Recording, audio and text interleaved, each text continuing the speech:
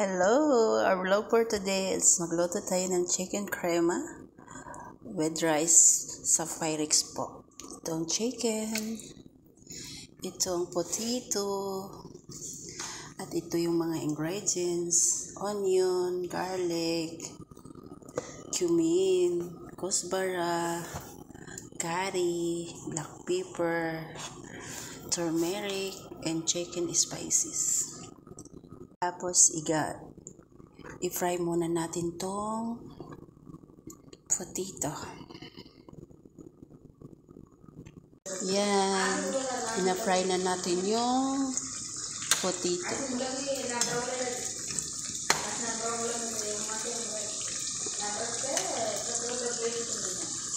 Dito naman sa isang kawali, mag-prepare na tayo. Mag-isa na tayo sa mga sibuyas, bawang, at yung manok. Yan, mainit na yung mantika. Ilagay na natin yung bawang.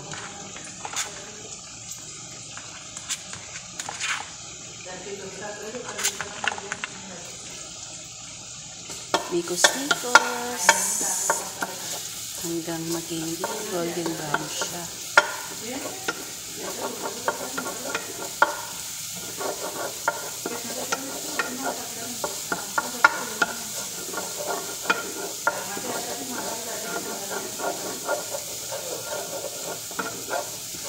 Mikos-mikos lang. Pasensya na po kayo sa background music ko. Hindi. Nagsasalita kasi yung mga kasama ko. Kaya pasensya na po kayo kung maingay. Hindi lang po kasi ako mag-isa dito. Tsaka ibang lahi ko yun. Ayan. Lagay natin ang sibuyas. Ayan.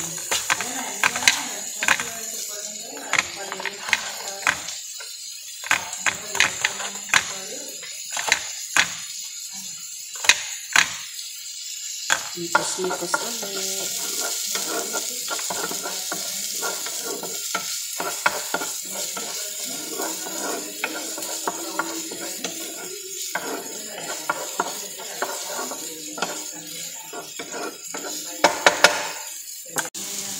Tapos yung chicken.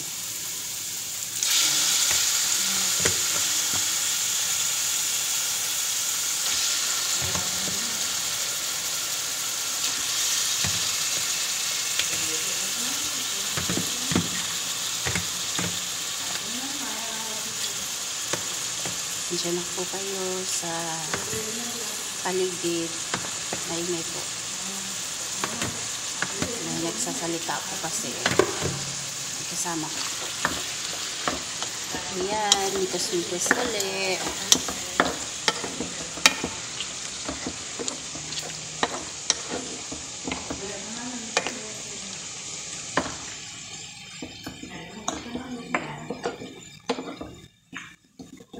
Chicken crema with rice. Tapos ilagay po natin sa Pyrex and then i-oven saglit.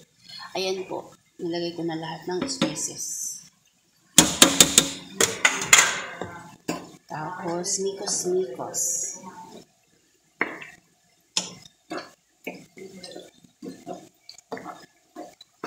Pa-absorb lang natin yung tubig. Bago natin ilagay yung crema or cream. Cooking cream po. Check naman natin dito yung potato. Pina-fry ko po kasi ito bago nilagay para hindi siya maluto at saka luto na po. Para saglit na lang siya doon. Para paglagay, makita mo pa rin yung buong potato or patatas.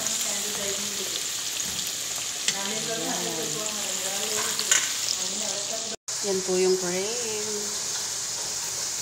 Ready na po natin ilagay dito sa ating manok. Yan.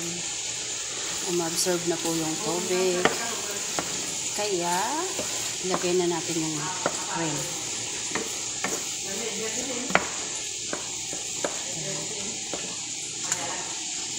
Ayan na, lagyan na natin yung crema.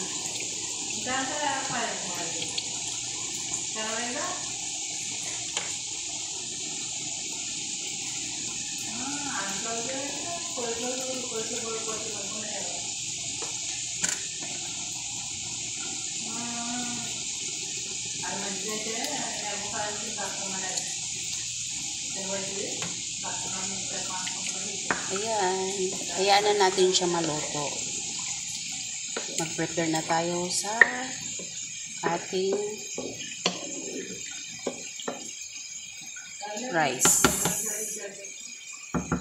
Ayan, naka-prepare na ako ng tubig para sa ating rice. Dilagyan ko na yan ng asin.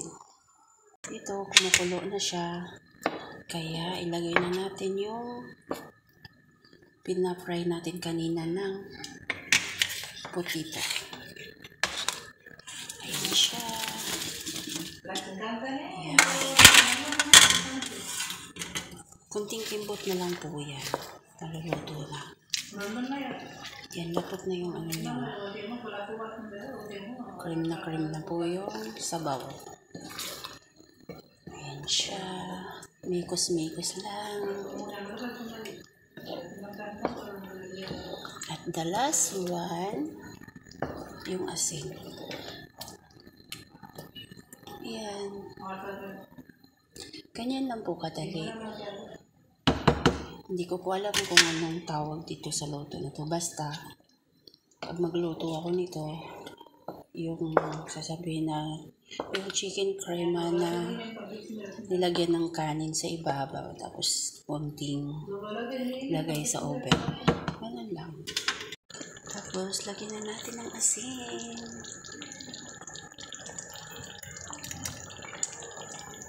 Yan, almost done na po. Waiting na lang tayo sa rice matapos. Tapos, lagyan na natin sa Pyrex natin. Yan na siya. Almost done. Waiting na lang tayo sa rice para ilagay na natin sa Pyrex. Ilagay na natin yung rice. Waiting na lang natin yung maluto. Ilagay na natin yung chicken dito sa Pyrex. Tapos yung rice. Yan. Yan lang po.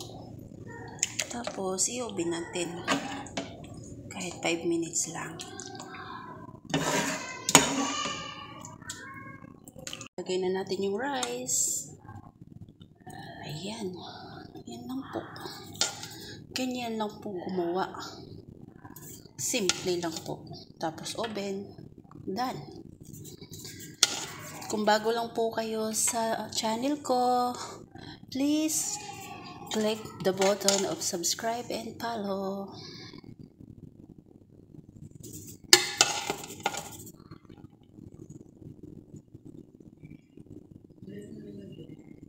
Yan na siya.